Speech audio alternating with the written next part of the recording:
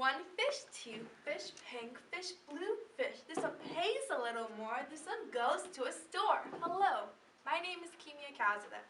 I'm 15 years old and I belong to the Acton Craft 4-H Club. This is my 4th year in 4-H and my 4th visual presentation. Today, I will be talking about the pink tax. What is the pink tax? It is simply a price discrepancy that charges more for products geared towards women. Walking through the store, pink and pastel products tend to cost a little more. Many women find these products necessary, as society portrays them to be more appealing and feminine, with a lack of awareness on the financial impact. I would like to specify that it's not an actual tax. The higher revenue lines the company's pockets directly. The systemic injustice price has been around for decades. The term was coined by Congresswoman Jackie Spear in 1995. Although the exact origin is unknown, prior to World War II, there was no such thing as a pink tax. Blue was viewed as more feminine than pink. Colors were interchangeably used as nursery colors and hand-me-downs, regardless of color. Many women were encouraged to take on traditionally masculine roles as men fought in combat, by using Rose the Riveter dressed in blue as war propaganda. Post-World War II, men returned back home and women were encouraged to go back to their roles as supporting housewives. Fashion designer Dior created a new look for women using shades of pink. Due to this gender propaganda, pink and blue were no longer interchangeable. Limiting hand-me-downs, new clothes were needed and department stores profited. There are some tariff differences between feminine and masculine products. Tariffs are import taxes. In 2016, Texas A&M found that tariffs on women's clothing can be as much as 6 times higher than comparable men's clothing products. 2 razors, both lacking dignity, in the store where they are seen. One was black, the other one was purple. But the difference in price I did not foresee. A whopping 37% difference, in fact. Why must I pay $3 more for a purple handle? It seems odd that with the same noise reduction level, the purple earplugs cost 26% more than the blue earplugs. Both are made of the same materials, so companies cannot argue that it's due to tariffs. Many parents, when expecting a girl after having a boy, would get a separate set of clothes, as the colors wouldn't match the expected gender. In a department store, the more feminine version of a onesie would cost 23% more than the more masculine version in the same brand.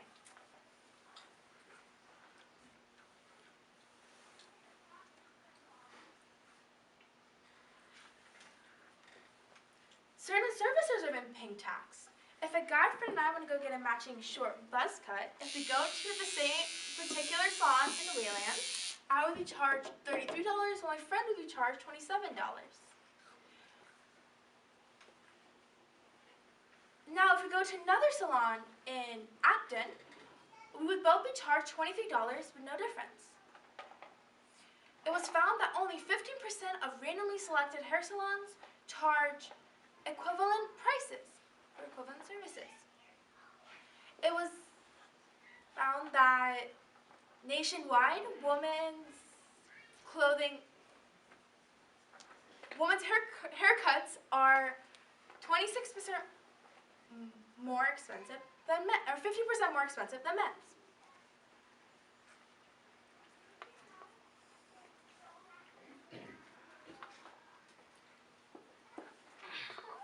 The pink tax is a notion in the root, pink it, shrink it, and women will buy at a higher price. In 1994, the state of California ran its own gender pricing study. It was found that women paid $1,351 more than men per year. This has been known for over 30 years, but little has been done. Billy, a razor subscription company, educates its customers and fights against the pink tax. We're strong against the pink tax, the company states on its website. That's why our prices aren't just half of women's razors sold in store, they are priced in line with men's subscriptions. Even Burger King made its own campaign. Female consumers were asked to pay more for their chicken fries, as said chicken fries were in a pink box. Cards Against Humanity launched a nearly identical game to the original, however, this time in pink. It costed $5 more, and all the proceeds were donated to women's rights organizations. In July 11, 2019, Congresswoman Jackie Speier reintroduced the Pink Tax Repeal Act. Her legislation prohibits the sale of substantially similar goods or services. It allows the Federal Trade Commission to enforce violations and gives authority to the state attorneys general to take civil action on behalf of those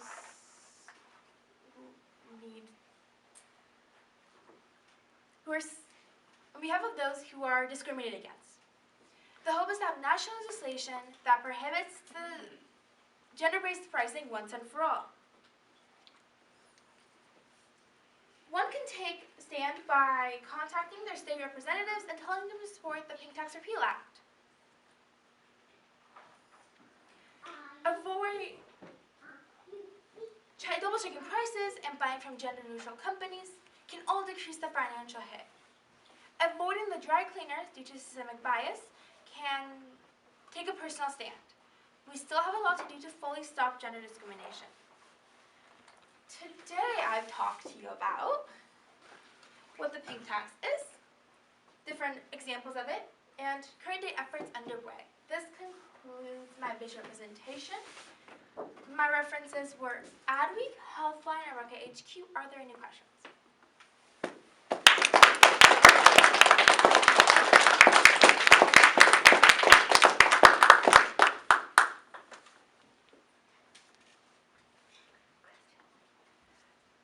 How did you first become familiar with this variation in prices and this idea of the pink tax? When did this come to your attention?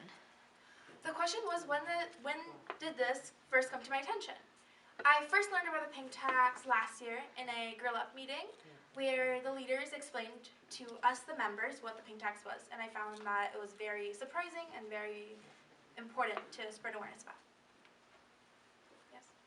What, in your opinion, is the most atrocious example of the pink tax? The question was, what in my opinion is the most atrocious example on the pink tax? I found that calculators, one was in pink and one was blue, and the pink one cost $3 more than the blue one, even though they do the same exact thing. Yep. Do countries outside of America also have a similar pink tax thing going on?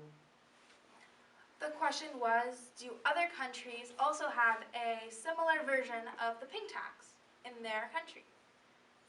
I do not believe so. However, I would need to do more research on that.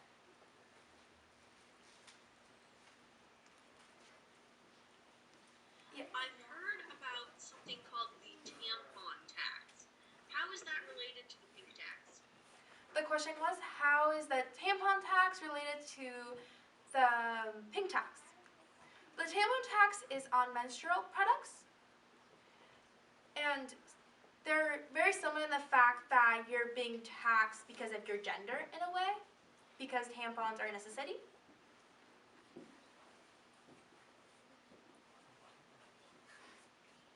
Yes. I have a question, which is, oh my gosh, the moment I started speaking, I forgot it. Hang on. Yes.